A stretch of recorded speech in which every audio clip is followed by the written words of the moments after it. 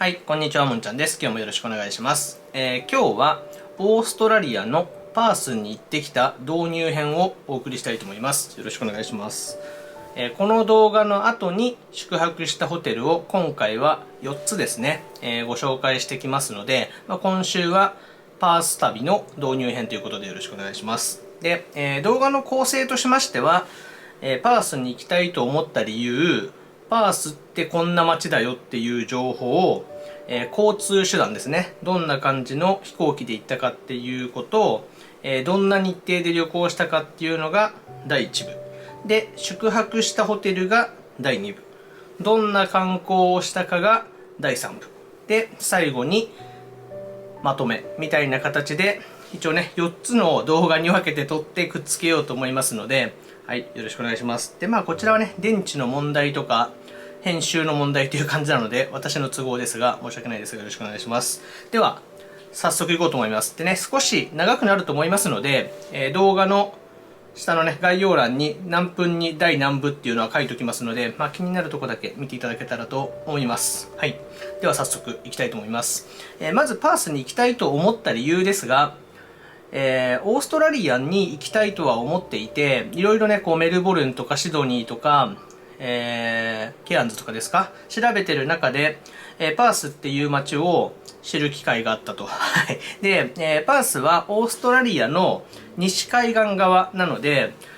日本の方々ね、主に行くエリアはおおよそ東が多いのかなって気がしますので、ケアンズ、ゴールドコーストとか、シドニーとか、ブリスベンとか、下のね、メルボルンとかですが、が多いかなと思いますので、意外とね、行くっていう方が少ないのかなっていうところで、ひねくれてる私としましては、ちょっとね、みんなが行くところよりも、マイナーなところに行きたがる傾向にあるので、そんなところもあったというのが一つと、こちらは世界で住みやすい街とか美しい街で、世界のランキングでもね、常に上位にいるような街で、治安もね、とても良いという評判は聞いていたので、一度行ってみたいなっていう感じで来ました。で、後ほどちょっと紹介しますが、あともう一つは、パースの近くにロットネスト島っていう島があるんですが、そちらにロットネスト島にしか住んでいないクオッカっていう生き物がいるんですが、こちらをね、見たかったというのもあるので、セットで行きたいなと思ってきて、ついに行くことができました。はい、そんな形です。で、パースってどんな街かっていうのを、ちょっとね、カンニング用のアイテムもありつつですが、ご紹介したいと思います。で、まずパースは、パース市自体は人口で言うと、3万ぐらいで、多分、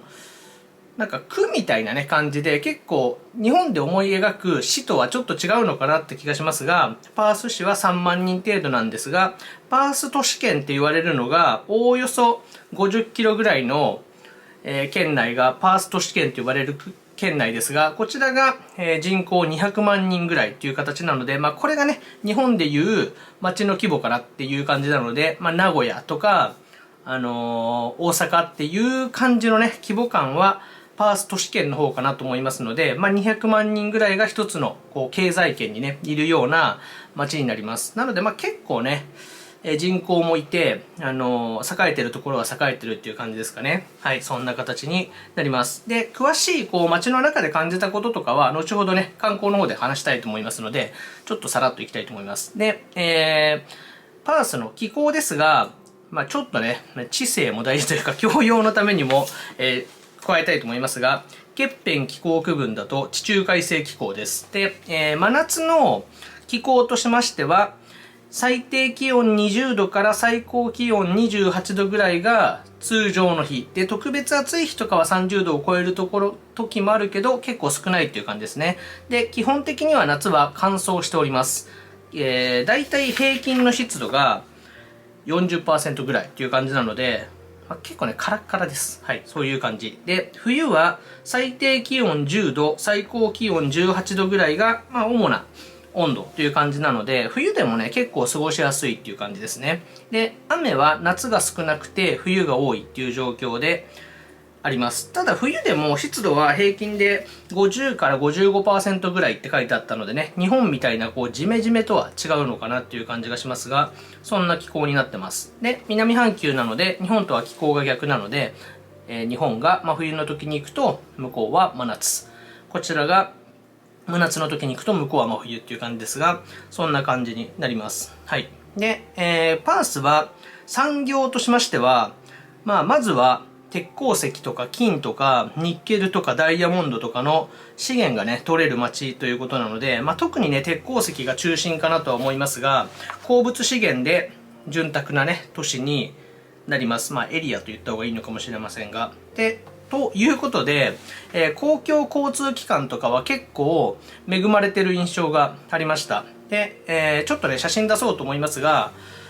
キャットバスっていうバスがものすごい量走っていて、4つか5つこう周回しているコースがあるんですが、そちらのバスは無料ということなので、市内の主な観光地とかはそちらのバスで回ることができますので、交通費がね、かからないっていうのも素敵かなっていう感じがしました。はい。で、こういう感じで、産業がね、あるっていうこともあり、街はかなり治安もいいっていう感じなので、終始ね、過ごしやすかったですね。カナダにも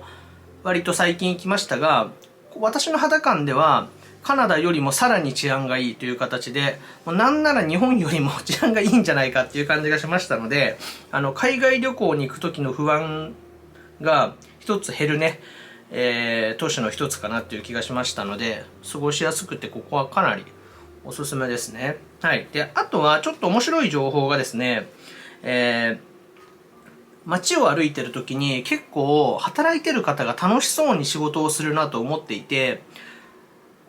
いいなと思ったんですけど、その理由にアルバイトの時給問題ありそうです。はい。最低賃金は一応23ドルから24ドルぐらいっていう話ですが、そうすると2300円から2400円が最低賃金になるんですけど、時給換算で。実際のところは28ドルから30ドルに時給が設定されているところがほとんどということで、日本円換算だと3000円近い時給がアルバイトでも支払われると。で、祝日ですね。土日とか祝日、お休みの日は、給与がなんと倍になります。はい。ということなので、なんかもう弁護士みたいになってますが、アルバイトの方でも日曜日に働くと時給が5000円、6000円になるということで、これ結構すごいですよね。ということで、語学にね、少し自信がある方とか、日常会話程度なら困らないよっていう方は、ワーキングホリデーですか、ワーホリとかにも抜群にね、いい街かなと思います。週末アルバイトして、平日1日ぐらい働けば、観光とか語学の習得の学校に行くとかもしやすい、街かなと思いましたので、治安もとても良いので、ぜひね、そんな使い方もいい街かなと思います。はい。で、その他気になったことは、とにかくカフェが多いです。はい。で、カフェは後ほど行ったカフェは紹介しますが、カフェのレベルが高くて、これだけの人口がいる都市圏なのに、スターバックスが出店していないっていうエリアです。はい。ということで、チェーン店はね、ほとんどなくて、その中で一つドームカフェっていうカフェが、チェーン店でね、唯一、唯2ぐらい2個ぐらいね、あるチェーン店の一つなんですが、こちらは日本で言うと、コメダとかに近いかもしれないですね。飲食、どちらも充実していて、コーヒーもこだわってるけど、食べ物のね、メニューがものすごく多いっていうカフェでしたが、こちらもね、ちょっと遊びには行ってきましたが、そんなカフェもあります。ということで、コーヒー好き、カフェ好きな方には、とてもね、はい、今でした。街中にカフェありますし、カフェみたいなエリアもあるので、コーヒー好き、カフェ好きには本当にね、いい街だったなと思います。はい、という、ちょっとしたパース情報でした。はい。で、私が行った、旅程というかも、飛行機含めてお話ししようと思いますが、まず交通手段としましては、ANA の直行便で成田からパースに飛び立ちました。で、今の時点では、水、金、日の3往復が、ANA から成田パース便で運航されています。で、時間がね、結構使いやすくて、行きは午前11時20分に出発して、20時半にパースに到着します。なので、1泊目はね、着いて泊まるっていう日程になるので、お宿とかも安くしていいかなと思いますが、日本の出発がね、無理なくできるっていうのは、結構いいですよね。早朝とか深夜便とかだと日程が難しいとかっていう感じですが、ちょっとのんびり準備して空港行って、なんだろう、眠くならない時間に乗って夜には向こうに着くので、時差とかもね起こりにくいかなっていう感じがします。はい、でパースは時差は1時間なので結構ねこの辺もいいかなと思いましたね。はい、で、続いて、帰りの便ですね。帰りの便はパースを21時55分に出発して、こちらに午前8時半に着くので、まあね、向こうで最後の夜まで観光してから帰ってこれるので、これもね、結構いい日程かなと思います。はい。日曜日に向こうを飛び立って、月曜日にこちらに8時半に着いたら、東京にね、お住まいの方はもう無理すれば、ちょっと1時間2時間出社遅れちゃうかもって言って出社できちゃうかもっていう日程になっております。はい。そんな形になります。はい。で、今回の私の旅の日程としましては、4泊ですね。なので中3日っていう日程で行ってきました。着いた日は泊まるだけみたいな形になりましたが、結構ね、いい日数でした。私が思うところ、この宿泊数は結構ベストだったかもっていう感じですね。なので、パースの市街地を観光1日して、残りの2日とかはちょっとね、街から出たりすることもできるっていう日程で、ほんの少しね、やり残しもできる日程って旅行ではいいと思うので、あそこも行っとけばよかったかなっていうのがね、次行く動機にもなるので、そういう意味でも、この日程はね、結構バッチリいい時間だったかなと思います。はい。ということで、そんな日程で行ってきました。はい。ということで、第1部はこんな感じで、第2部は、宿泊したホテルをお話ししようと思いますので、引き続きよろしくお願いします。一度切っていって思います。では、第2部よろしくお願いします。はい。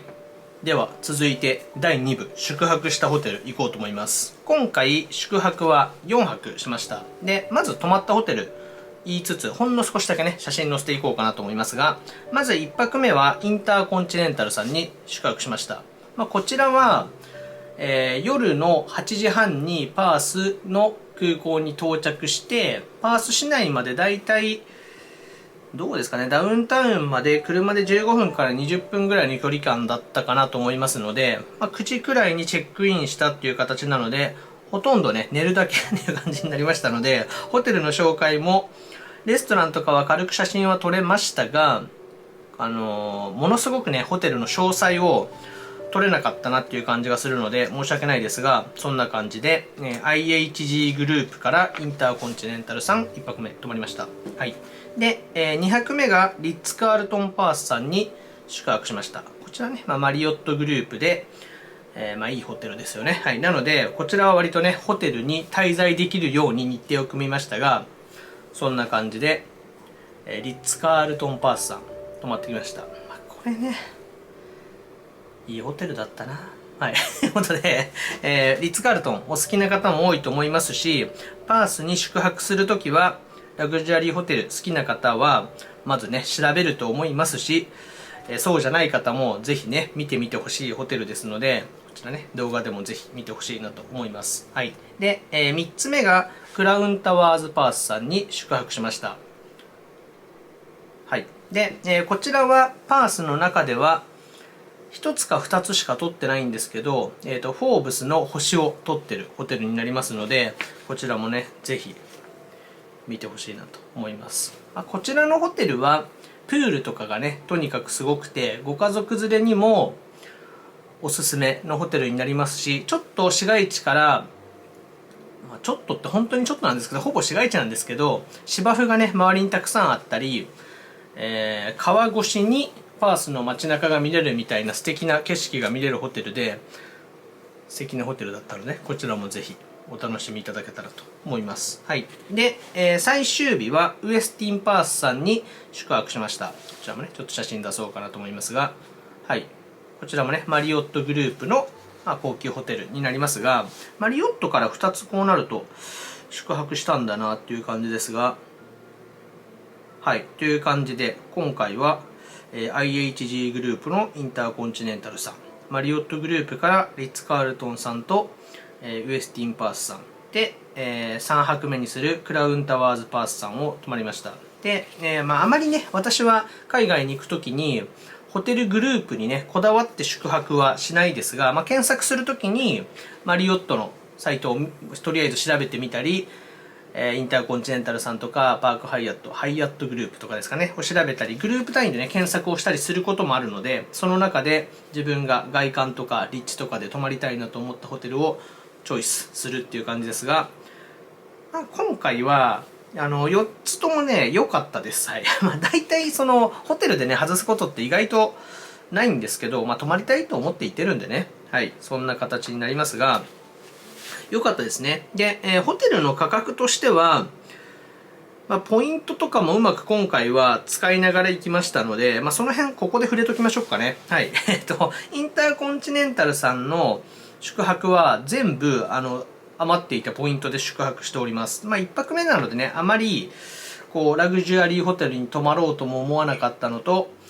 あまりね、お金を使って泊まるにはちょっとね、もったいないかなっていう感じもしましたので、ポイントを使ってインターコンチネンタルさん泊まりました。はい。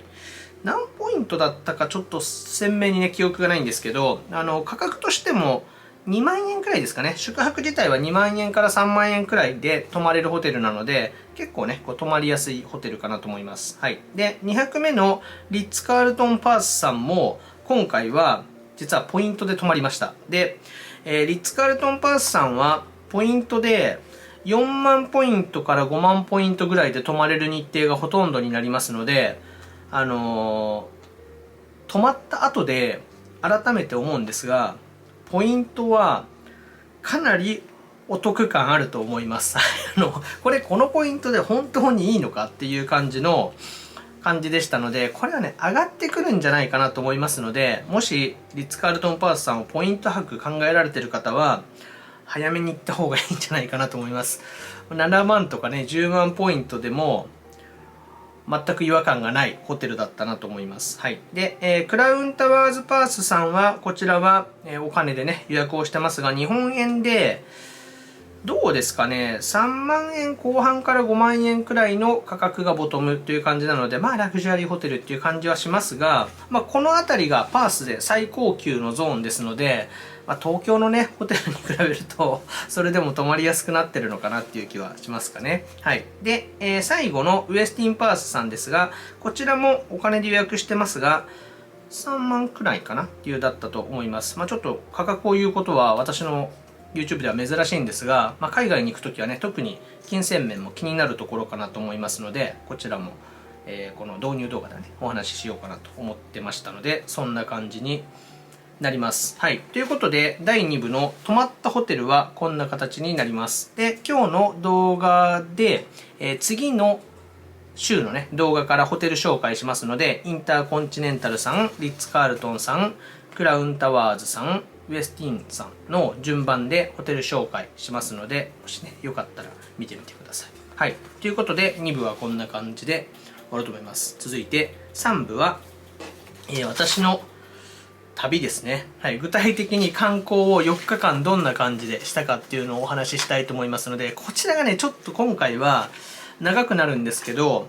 パースめちゃくちゃ良かったので、パースに興味がある方は、今回に限っては、ちょっと私の喋りがどうかっていう問題はあるかと思いますけど、この後もね、ぜひ見てほしいと思いますので、見てください。クオッカ、めちゃ可愛いです。はい。では、3部いきます。はい。では、第3部ということで、私が観光したね、日程を順番に行こうと思います。よろしくお願いします。はい。まず、空港に到着したのが20時半くらいですね。で、空港の入国審査ですが、こちらはもうね、人とも接触せず、電子申請をね、先にしてるっていうのもありますが、ちゃちゃちゃっと15分ぐらいで終わってしまう感じで、ストレスもなく入国できました。はい。で、入国審査のところはパスポートをなんか読み取るところにね、ピッてやると、もうメニューとかは全部日本語でね、それにリンクして出てきて、余分なもの持ってきてないかとか、いいえいいえいいえいいえ押したら終わっちゃうみたいな形だったので、これでね、いいのかっていう不安もありますけど、いいんでしょうね。はい。ということで、入国審査はすぐ終わりますので、もう英語話せない方でも何にも問題ないと思います。はい。という入国審査でした。で、空港からパースのダウンタウンまでは車で15分から20分ぐらいの距離感かなと思いますので、タクシーでもそんなにね価格はいかないかなと思いますので、 Uber とか使って行ってしまうのが楽かなと思いますね。特に夜は向こうに着いてね、あまりこう未知の地でうろうろするとストレスもあるかなと思いますので、はい、そんな移動がおすすめです。で、インターコンチネンタルさんにチェックインをした後、パースのダウンタウンを少しねブラブラお散歩しましたので、パース市内の夜のね様子、写真とかも撮ったので載せていこうと思いますが、まず街の雰囲気は、高層ビルもあるんですけど、こうダウンタウンのエリアは、買い物とかするエリアはちょっとねこうヨーロッパの建物、石造りの建物とかも多くて、レトロな雰囲気と近代的な感じが混ざっていて、海外のね都市に来たなっていうのを感じれる感じで、先進的なガラス張りの建物も見える中で、足元にはちょっとねそのレトロな石の造りの建物もあって、西洋とねこう近代的なものが混ざってるような感じで、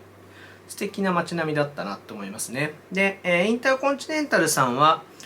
ダウンタウンの結構真ん中にあるので、歩くと目の前にグッチのお店があったりとか、少しねブラブラするとシャネルのお店とかヴィトンのお店とかが出てきたり、セブンイレブンがあったり、いろいろね便利な位置にあるなと思いました。で、夜歩き回っても何もね不安がないくらい治安がいい雰囲気でしたね。女性が一人で歩いてるっていうのも見かけましたので、基本的には日本にいるのとね変わりなく夜でも歩き回れるかなと思いますが、お店がね閉まってからはそれでもリスクがゼロとは言えないのかなって気がしますので、ほどほどにっていう感じですかね。でも私が行った時21時か22時くらいに歩いてたんですが、警察の方が歩いていたり、もう街の清掃が始まっていて、街をね全体的に清掃してたりして、なんかそういうのも含めていいとこだなっていう感じがねしました。はい、ということで1日目は夜着いてちょっと街を散策して寝るっていう感じですね。はい。で、2日目はまず朝起きてすぐにカフェに行きました。で、パースの街は朝6時くらいには主なカフェはほとんどやってますので、さすがコーヒー好きの街っていう感じですよね。なので、サラリーマンの方々とかもカフェに行ってコーヒー飲むか、コーヒーを片手に持って出社するっていうのがねこう街の文化としてあるなっていう気がしましたので、この辺はちょっとバンクーバーに行った時とね文化自体は似てるなって思ったところなんですけど、はい、そんな形でカフェのね文化がやっぱ根付いてるなと思いました。で、私がその日最初に行ったカフェはもう6時半とか7時にはね行ったかなと思うんですが、ラビーンって読むのかなっていうカフェに行ってきました。はい、カフェですね。で、日本でもだいぶ出始めているんですけど、特に南半球オーストラリアとかニュージーランドでコーヒーを飲むとなったら、フラットホワイトですね。で、初めて聞いた方もいらっしゃると思いますし、海外にね出かける方は、いや海外フラットホワイトあるよねっていう方もいると思いますし、コーヒー好きな方は日本でもね頼める店はだいぶ増えてきてるので、なんかフラットホワイトってあるよねっていう感じの方もいると思いますが、フラットホワイトは、系統というかはカフェラテです。はい。で、ただカフェラテと違うのは、エスプレッソの割合がちょっと多めっていうことと、エスプレッソの上に、スチームミルクかな、スチームミルクを入れる、次にフォームミルク、ちょっと泡立ったようなミルクで最後こう平らにしてね揃えるっていうか整えるっていう感じのコーヒーですが、カプチーノよりも上のこうフォームミルクが薄くて、カフェラテよりもコーヒーがちょっと濃厚に感じれるっていう感じで、コーヒーのこう苦味もとか味とかも楽しめつつ、ちょっとねマイルドでまろやかな感じも楽しめるっていうフラットホワイトが主なね主流なので、フラットホワイトでいただくわけですが、美味しい。はい、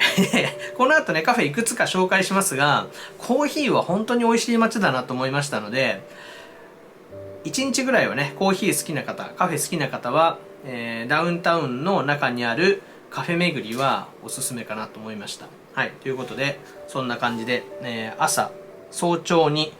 カフェ一つ行ってきました。で、その日はパース市内を観光したいと思っていたので、もう2日目のホテルに荷物を預けてしまって、観光しようと思ったので、リッツ・カールトンさんに朝8時には実は移動して、荷物を預けに行きました。ただそこでですね、さすがだなっていうのが、もうお部屋入れますよと言われまして、8時にはなんとチェックインが終わり、部屋に入れるっていう。なので、部屋の写真とか、部屋の中の動画撮影は朝8時にやってしまうっていう、もしもじゃないや、そんなことあるんだっていう感じで、はい、リッツ・カールトンさんのホスピタリティの凄さをね、感じたっていうのもありますが、そんな感じでリッツ・カールトンさんに移動し、その日はパース観光しました。で、パース観光は、もうデレデレって出してきます。まず、ベルタワーっていうタワーがリッツ・カールトンさんのすぐ目の前にあったので、行ってきました。で、こちらは、オーストラリアの建国200年の記念にイギリスから贈呈された鐘が、中に飾ってあるっていうタワーなんですが、今ね、パースのシンボルみたいになってるっぽいですが、そんなベルタワー行ってきました。はい。で、リッツ・カールトンさんの目の前が、ベイエリアみたいな形になってるので、そこのね、景色がとても美しいので、ちょっとこちらも撮ってきました。はい。で、なんかね、この辺も街のこう、ベイエリアの雰囲気は、ちょっとね、バンクーバーに方向性似てるなって感じはしましたが、バンクーバーに行ったのはもう冬の入り口みたいな時で、パースはパースの夏に行ったので、ちょっとね、こう光量とか雲の感じとかが夏っぽい感じがやっぱ素敵だなと思いましたが、はい。こんな感じのベイエリアのね、様子も写真か映像を出そうと思いますが、綺麗な街ですよね。はい。っていうのは、やっぱどこにいてもね、思いましたね、パースは。はい。ということで、ベイエリアの昼ちょっと散策し、で、その後、リッツ・カールトンさんから歩いて5分って感じかな。5分くらいのところにある、聖ジョージ、ちょっとカンニング、大聖堂っていう教会行ってきました。こちらね、写真も撮っていいっていう感じだったので、写真も撮りましたが、やっぱ海外に行くとね、キリスト教圏に行くときは、そのエリアにある大きい教会って行きたくなりますよね。で、やっぱ入ると、キリスト教の私じゃなくても、なんだろう、ちょっと厳かな気持ちになると言いますが、ここに座ったらなんかいろいろ考えるなっていう感じするので、そういうパワースポットでもあるのかなっていう気がしますが、聖ジョージ大聖堂っていうとこ行ってきました。はい。で、そこから歩いてカフェとかを巡っていくんですけど、その前に街中にある、ロンドンコートっていう通り行ってきました。で、こちらは、イギリスのチェダー様式だったかなの建物がダーンとある感じで、その通りはヨーロッパのね、本当に多分ロンドンとかね、イメージしたような道になってて、ちょっとね、下ショッピングとかフォトジェニックな場所でもあるので、写真撮りに行くのもいいかなっていう、多分パースの観光の本とかにはね、絶対載ってるんじゃないのかなっていうロンドンコートですねに行ってきました。はい。で、行ったカフェはちょっと紹介しますね。カンニングしてますね。ヘミングウェイカフェっていうところ行ってきました。ちょっと写真でね、雰囲気見てください。で、コーヒーはどこも美味しいですし、ちょっとレトロなカフェと、日本の表参道とかにもね、ありそうなおしゃれなカフェもたくさんあるのでね、はい、いくつか紹介したいと思います。ヘミングウェイカフェ行ってきました。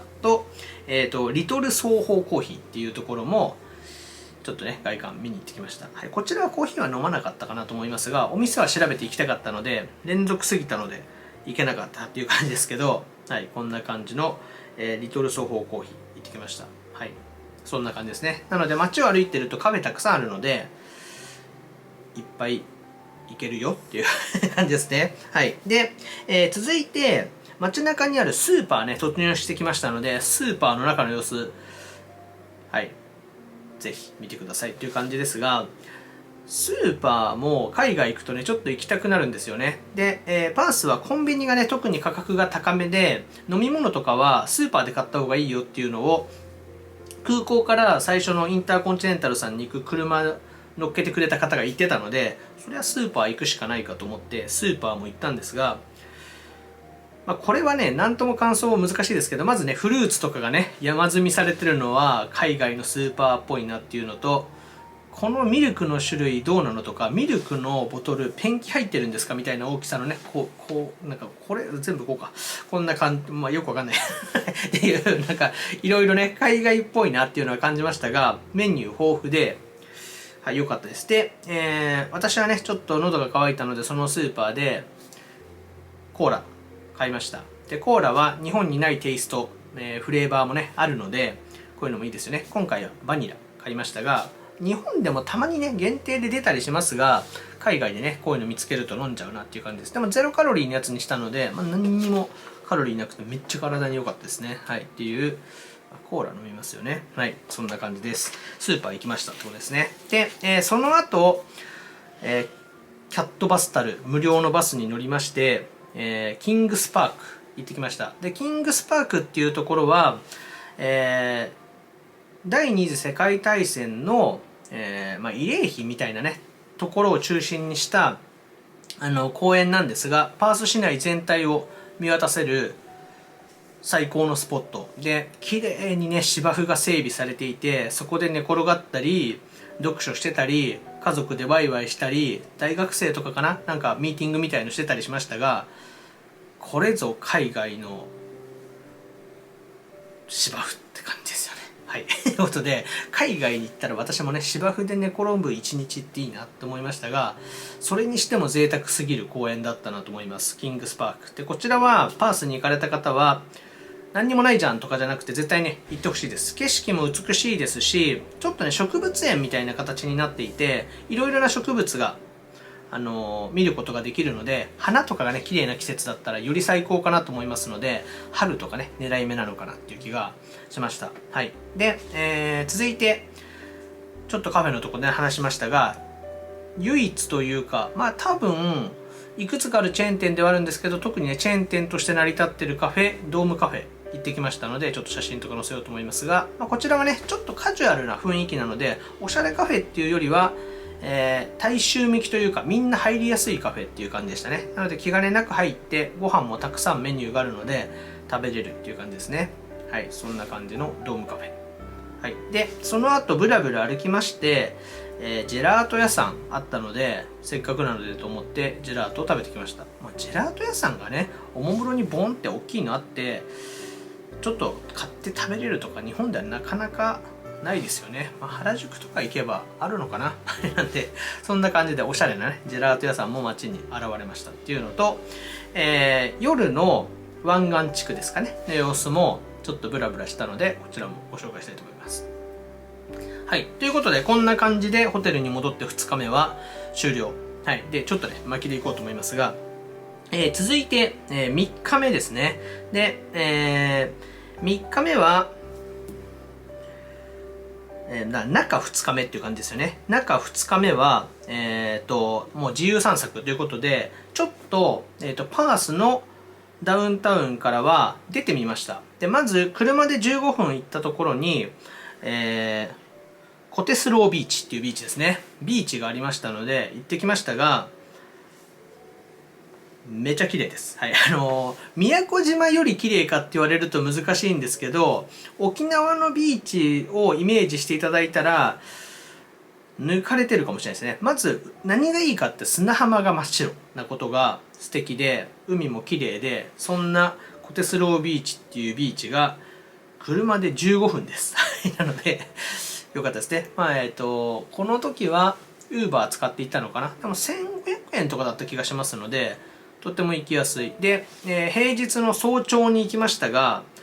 朝8時とか7時とかに行ったと思いますが、もうね、サーフィンしてる方とか、泳いでる方とか、コーヒー飲んでる方とかいて、優雅でいい街だなって感じでしたね。はい。ということで、コテスロービーチ行ってきました。で、そこからさらに車で15分行ったフリーマントルっていう港町行ってきました。で、パースに行かれた方は、こちらもね、絶対行ってみてほしいです。で、こちらは港町ということで、フェリーとかが出るんですけど、ちなみに、この次の日のロットネスト島は、こちらのフリーマントルからフェリーに乗って行ったんですが、今回はね、この日はちょっと街散策ということで、フリーマントルのマーケット行ってきました。マーケットは大きな建物の中に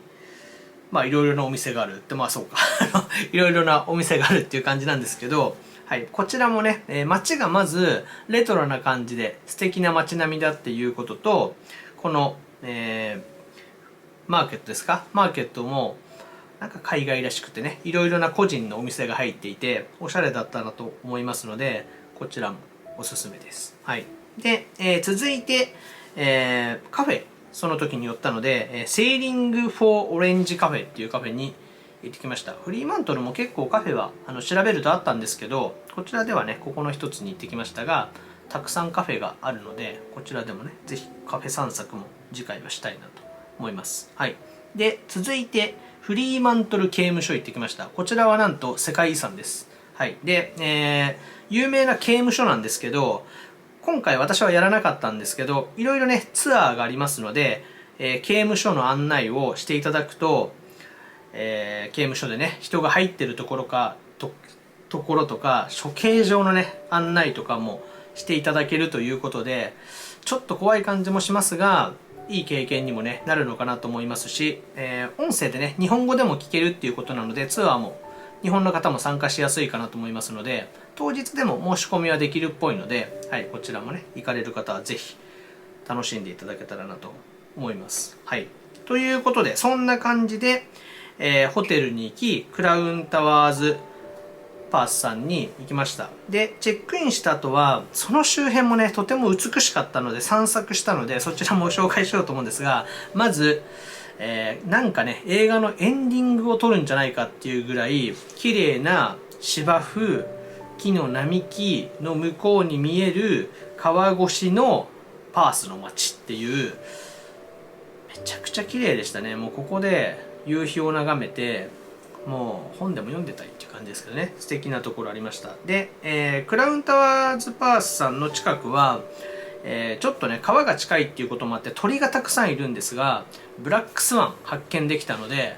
日本ではね見れないんですよね。ただオーストラリアではそこまで珍しくもないっぽいんですけど、真っ黒な白鳥を見ることができますので、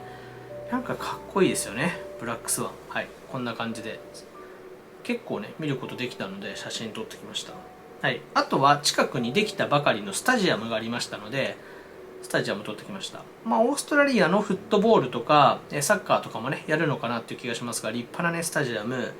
ありましたね。でそこの近くにね綺麗な橋股あったので、橋も写真撮ったりして、このね周辺も結構美しくて良かったですね。はい、ということで3泊目はそんな感じで、パースの街中から少し出て、フリーマントルっていう街とかねに出かけたりビーチに行ったりした一日でした。はい、次行きますで続いて、中日としてはね最終日になりますが、日程的には4日目かな、はい、の日程ですが、その日は、ホテルを出ましてウエスティンさんに移動して荷物を預けてロットネスト島を目指したっていう感じなんですが、ウエスティンさんもなんと7時半に移動してチェックインの手続きをして荷物を預けようとしたら、お部屋入って大丈夫ですって言われたので、昨日よりもねさらに早い午前7時半には部屋に入れるっていうこれはまあいつでもってわけじゃないと思うんですけど、多分その時ね空いてたのでもういいよってことだったと思うので、いつでも入れると思って行ってはいけないと思うんですが、そんなありがたいこともありました。はい、で、ウエスティンさんに荷物を預けて、フリーマントルからロットネスト島へのフェリーに乗るためにフリーマントルにパースから移動したんですが、この日はパース市のパース駅からフリーマントル駅まで電車で移動してみたので、はい、ちょっとそれもね紹介しようと思いますが、駅で電車を待つまでの時間でちょっと時間があったので、すぐ近くにあったカフェまた行ってきました。はい、こちらちょっと店の名前がちょっと分かんないんですけど、レトロな感じでなんか朝食メニューたくさんパンとかフルーツとかあって、ジェラートとかも売ってて、これはこれねこういう雰囲気のカフェも好きだったなっていうカフェです。はい、はい、こんな感じで、パース駅とフリーマントル駅のね様子載せようと思いますが、パース駅はちょっとオープンな空間に、なんだろう、完全に中でも外でもないみたいな空間にね線路たくさんあって複数の路線が入ってるっていう感じで、ハリー・ポッターの駅をちょっとね、小さくしたみたいな感じの駅ですけど、いやなんかおしゃれでね海外の電車乗るんだなっていう感じをね感じれるので、海外に行ったら電車移動もね、結構楽しいなと思いましたね。パース駅からフリーマントル駅に電車で移動。で、フリーマントル駅からフェリーですね。フェリーに乗って、ロットネスト島に移動しました。で、こちらは、現地の方に事前に連絡を取って、チケットは確保しておいていただきました。まあ、こういうのもね、結構ネット社会でいろいろできる時代になったので、良いなと思いましたけどね。はい。また、どんな方かとか、頼みたい方がいたら、私にご連絡いただけましたら、その方に、つなぐことできると思いますので、またね、気になる方はぜひ、お声掛けください。はい。ということで、フリーマントルからロットネスト島にフェリー移動。で、ロットネスト島の写真いくつか載せようと思うんですが、まずロットネスト島は、ロットネスト島周辺の海が相当綺麗です。こちらは、宮古島とかに匹敵する美しさだなっていうのが私の率直な感想ですね。はい。かなり綺麗な海に囲まれた島です。はい。で、そのロットネスト島に行く方は、海外から行く方はね、もちろんこの子が目的じゃないかなっていうクオッカちゃんですね。はい。一応、カンガルーの仲間なので有袋類ということで、お腹でね、子供を袋で育てるっていう感じですが、クオッカ、ワラビー、カンガルーはもう大きさの差っていう感じらしいですね。はい。ということで、特にちっちゃいクオッカちゃんが世界で唯一生息しているロットネスト島です。はい。もうこれは予想以上にいっぱいいます。っていう感じなので、島に入って、最初はね、やっぱ見たいんで、どこにいるのって感じになるんですけど、ちょっと街中の、飲食店とかがね、あるエリアを出ると、もうたくさんね、いますので、写真撮って楽しむ。で、可愛いんでね、はい、ずっと見てられるタイプの生き物の一つかなと思いますが、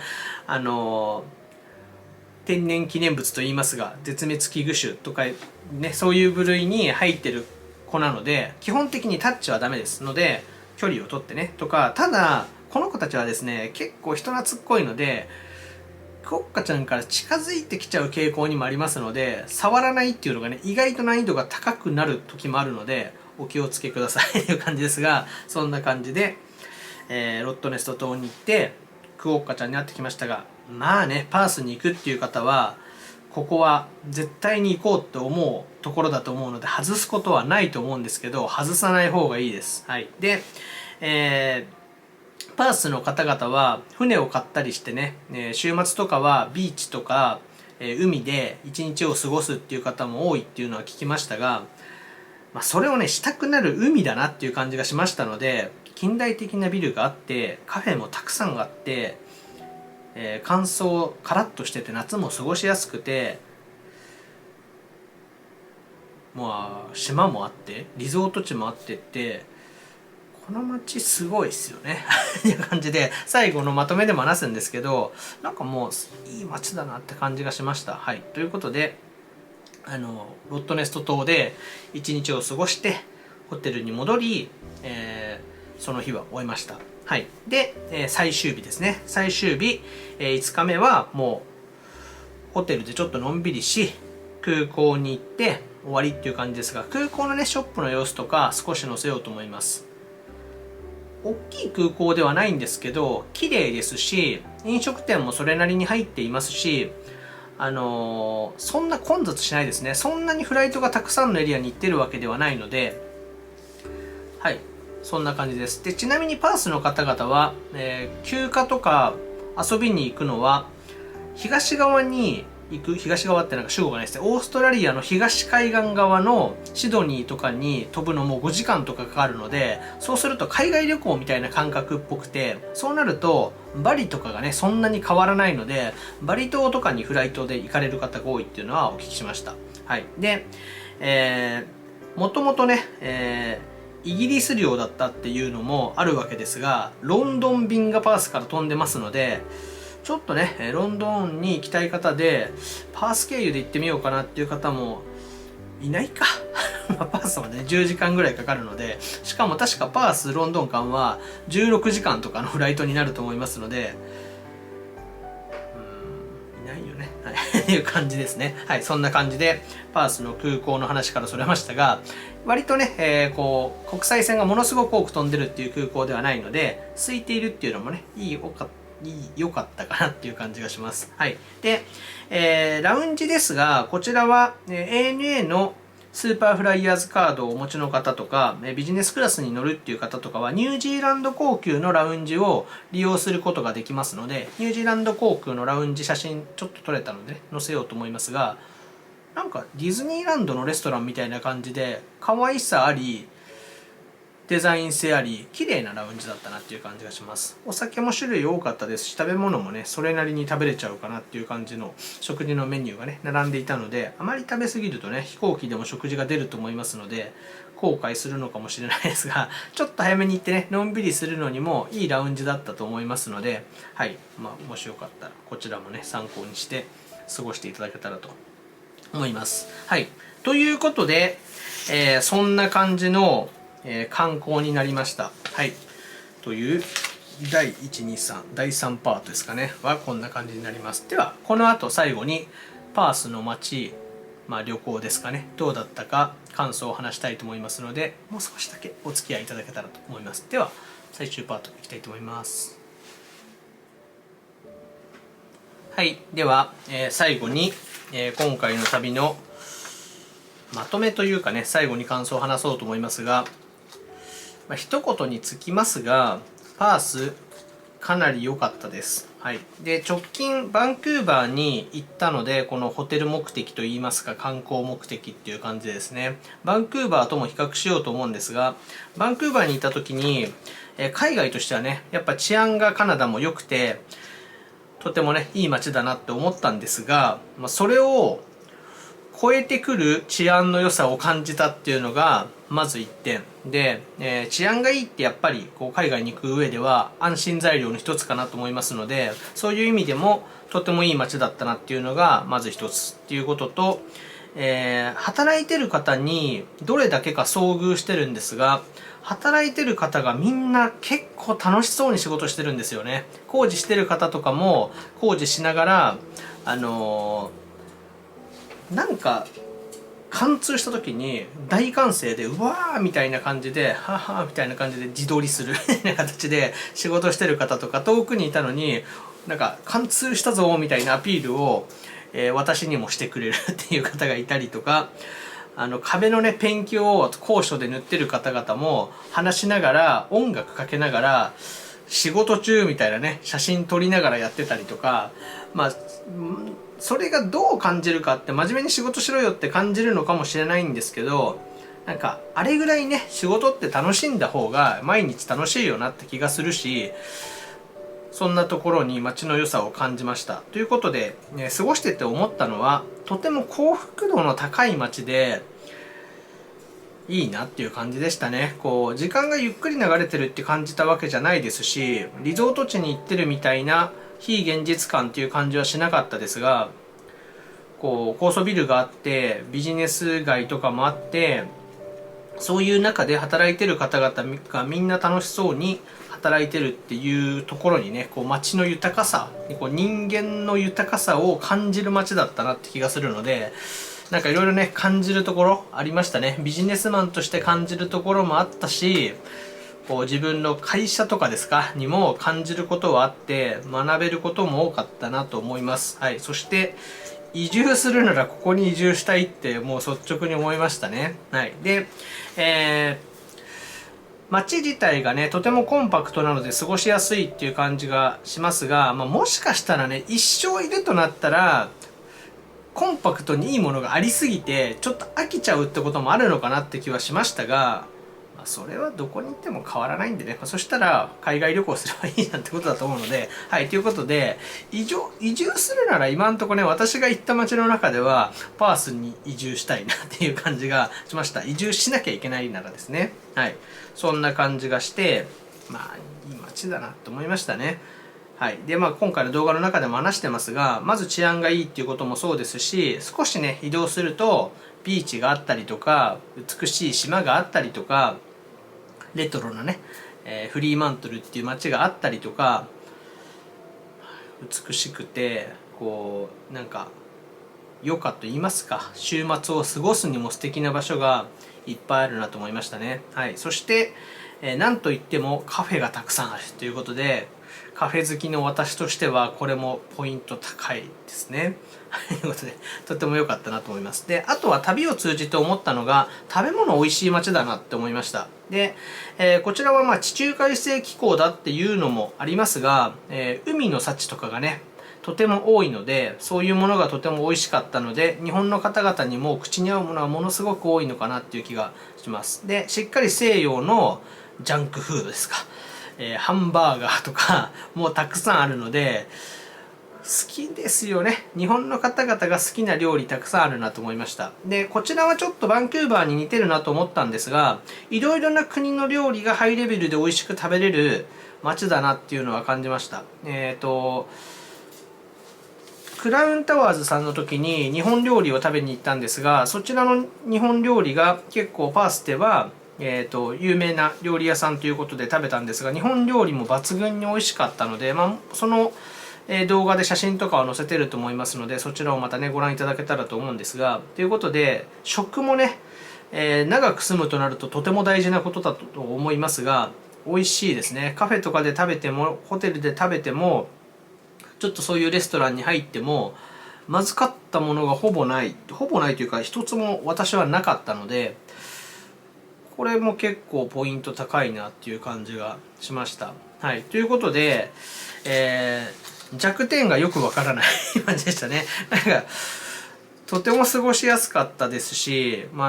噂通り街がとても美しい、はい、っていう感じがしましたね。でこれはいる人たちの心の豊かさもやっぱ大事なんだろうなっていうのは感じましたね。はい、ということでいい街でしたね。はい、という総評になります。でその他話し忘れはないかな。またねホテルのところで話してることもあるので、ホテルのことはそこでご覧いただけたらと思うんですが、良いかな。はい、良いかなと思います。パースという街がとても良かったということと、ホテルもねとても素敵なホテルに泊まれたなと思いますので、ぜひね、来週から上がってくるホテル紹介動画もご覧いただいて、そちらでもパースの雰囲気、ちょっとホテルの入り口とかねの映像で伝わるものもあるかなと思いますので、ご覧いただけたらと思います。はい、いやーよかったな。はい、ということでパースとても良かったです。そして、クオッカも無事見れて、ロットネスト島も満喫できたので良かったなと思いますが、また来たいですね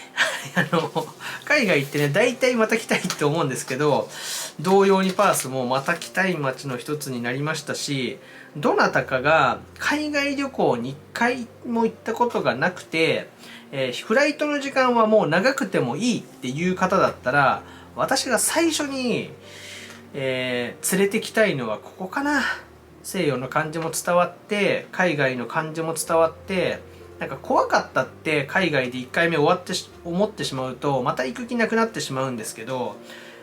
治安もとてもいいので、なんか海外っていいなって思う街だなと思いますので、海外に一度も行ったことがない方で、英語の不安も大丈夫な街だと思うので、適当な英語で大丈夫です。Google 翻訳とかもあるので大丈夫ということと、現地の方で日本の方もいますので、そういう方にねネットでコンタクト取ってくるのもとてもいいかなと思うので、初めて来る海外ここだなって感じがしました。はい